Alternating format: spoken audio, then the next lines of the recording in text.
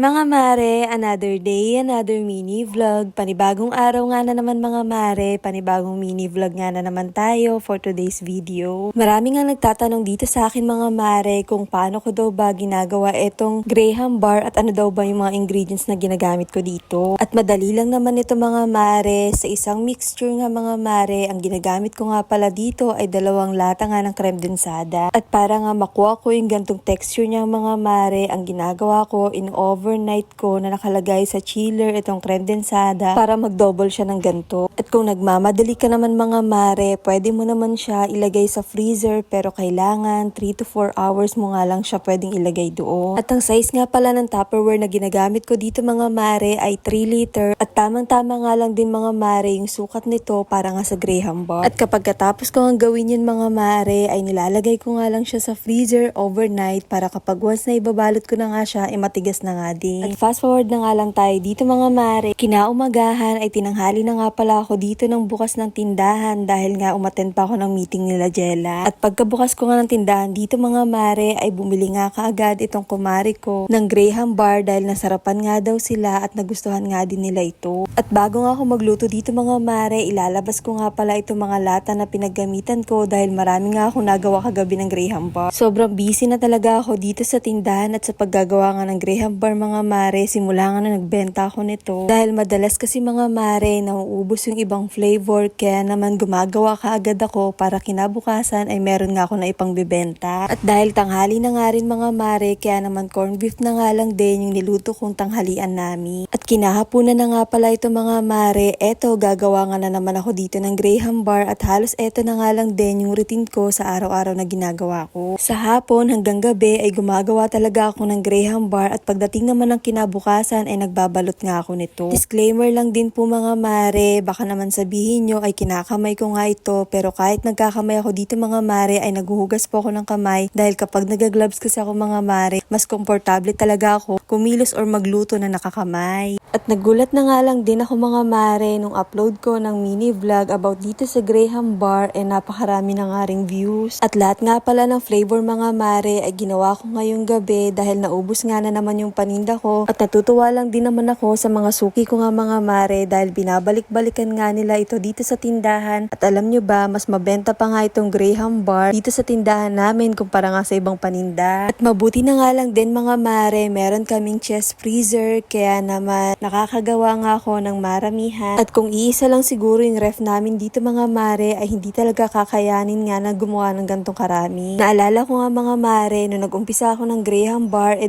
Tupperware nga lang yung nagagamit ko pero ngayon nakakagawa na nga ako ng Graham bar, maabot na ng 6 hanggang 7 Tupperware. At sa ngayon nga wala pa nga akong reseller nga niyan mga mare, halos puro mga suki ko nga lang yung bumibili niyan at naisip ko paano na nga lang kung meron na akong reseller. At sa sobrang busy ko nga mga mare, hindi ko na nga masyadong naaasikaso nga yung bahay. At katulad na nga lang yan mga mare, napuno na nga na naman yung basket ko sa labahan at hindi ko alam kung paano ko ba maisisingit nga yun sa paggawa ko dito. At hanggang maaari nga mga mare, ayoko nga nauubusan ako ng stock pagdating nga dito sa Graham bar dahil nga kapag once na may bumibili, ayoko namang sasabihin sa kanila na palaging wala.